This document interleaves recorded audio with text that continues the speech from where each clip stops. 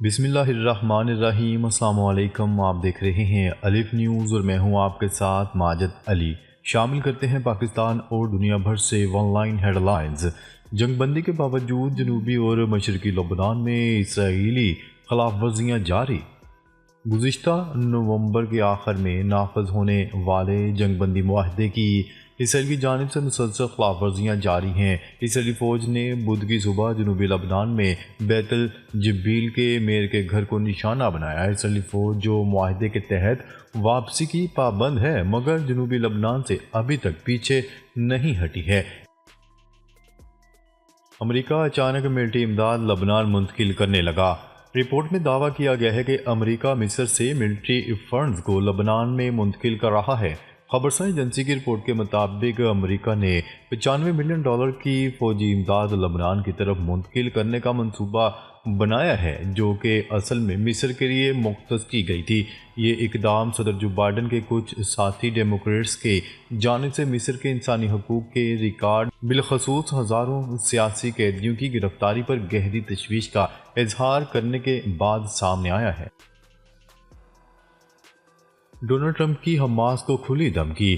اسرائیل کی جانب سے غزہ کی پٹی میں جنگ بندی کے معاہدے تک پہنچنے میں ناکامی کے حوالے سے حماس پر نئے الزامات عائد کیے جانے کے بعد امریکی نومنتخب صدر ڈونلڈ ٹرمپ نے تحریک کو دھمکی دی ہے۔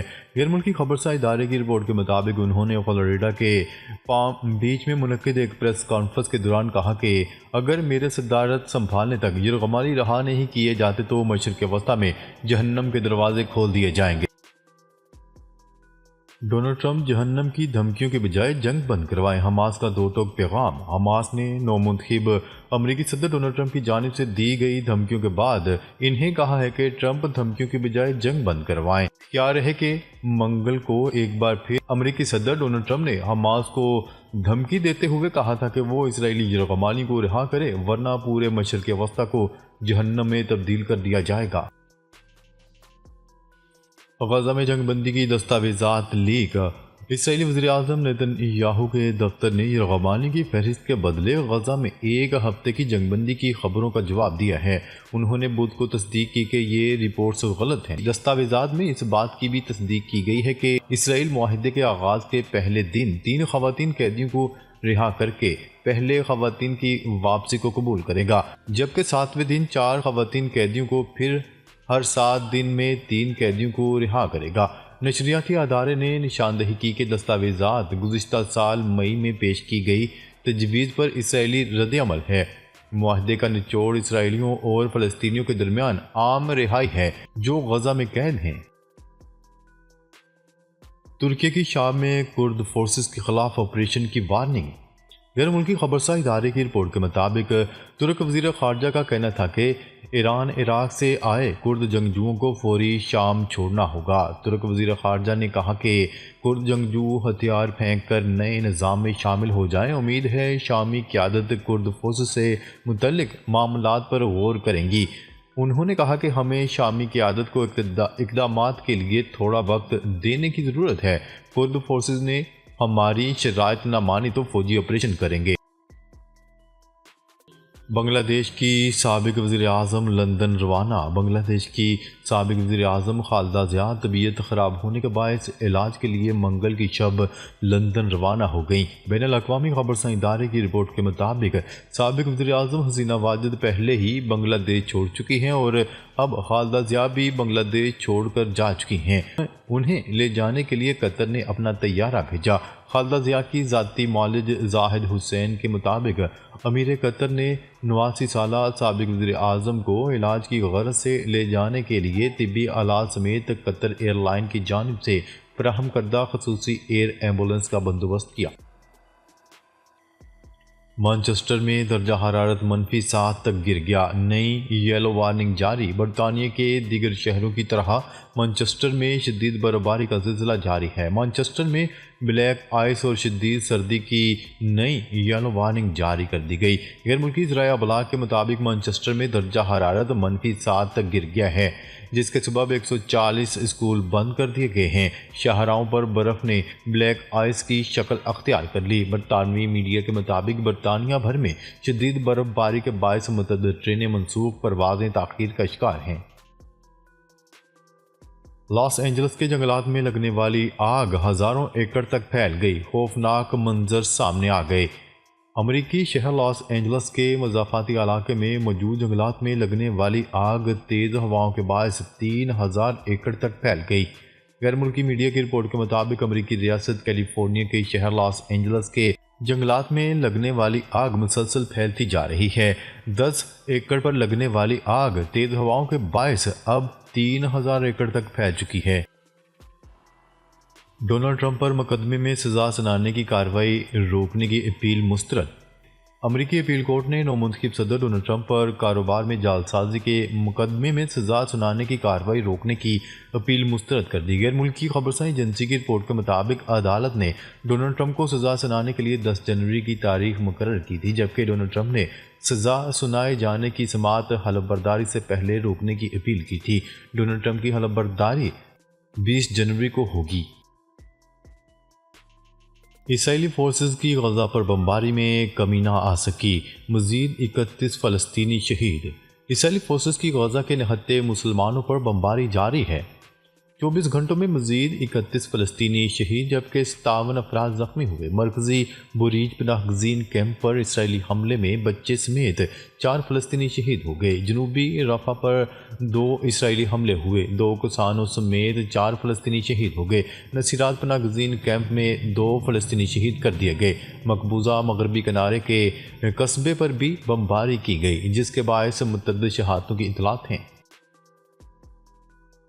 یورپی یونین شام پر سے بعض پابندیاں جلد ہٹا سکتی ہے، فرانس نے بڑی خبر دے دی۔ فرانس کے وزیر خارجہ نے بدھ کو کہا کہ شام پر یورپی یونین کی پابندیاں تیزی سے ہٹائی جا سکتی ہیں جو انسانی امداد کی فراہمی اور ملک کی بحالی میں حائل ہیں۔ شام میں بشار الاسد کی حکومت کے خاتمے کے بعد انسانی امداد کی روانی بہتر کرنے کی کوششوں میں امریکہ نے پیر کو 6 ماہ کے لیے ملک کی حکومتی اداروں سے لین دین کے لیے پابندیوں سے استثناء جاری کیا۔ بھارت کا عالمی منشیات کی تجارت میں اہم سپلائر ہونے کا انکشاف۔ بھارت کا عالمی منشیات کی تجارت میں اہم سپلائر ہونے کا انکشاف سامنے آ گیا۔ بھارت بین الاقوامی اسمگلنگ کے راستوں کا استعمال کرتے ہوئے ایک ٹرانزٹ پوائنٹ سے عالمی منشیات کی تجارت میں اہم سپلائر کے طور پر سامنے آیا ہے۔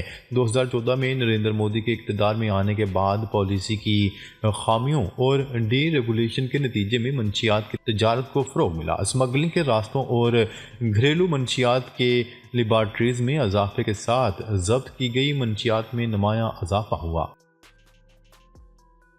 کینیڈا کبھی بھی امریکہ کا حصہ نہیں بنے گا، وزیر اعظم جسٹن ٹروڈو۔ ڈونلڈ ٹرمپ کی جانب سے کینیڈا کو امریکہ کی ریاست بنانے کی تجویز پر جسٹن ٹروڈو کا رد عمل۔ کینیڈین وزیر اعظم جسٹن ٹروڈو نے کہا کینیڈا کبھی بھی امریکہ کا حصہ نہیں بنے گا۔ ڈونلڈ ٹرمپ کی تجویز کو مسترد کرتے ہیں انہوں نے کہا کہ کینیڈا کی آزادی پر کوئی سمجھوتا نہیں ہوگا۔ ڈونلڈ ٹرمپ کی تجویز پر عمل درآمد کا سوال ہی پیدا نہیں ہوتا۔ راستوں کی بندش، کھانے پینے کی اشیاء لے کر پاراچنار جانے والی 25 گاڑیاں ٹل سے واپس روانہ۔ بھنگوں کی ضلع انتظامیہ کے مطابق بگن کے قریب احتجاجی دھرنے اور سڑکوں کی بندش کے باعث ٹل سے قافلے کی روانگی ممکن نہیں، لہٰذا اشیاء خرد و نوش خراب ہونے کے خدشے کے باعث گاڑیاں واپس ہو گئیں۔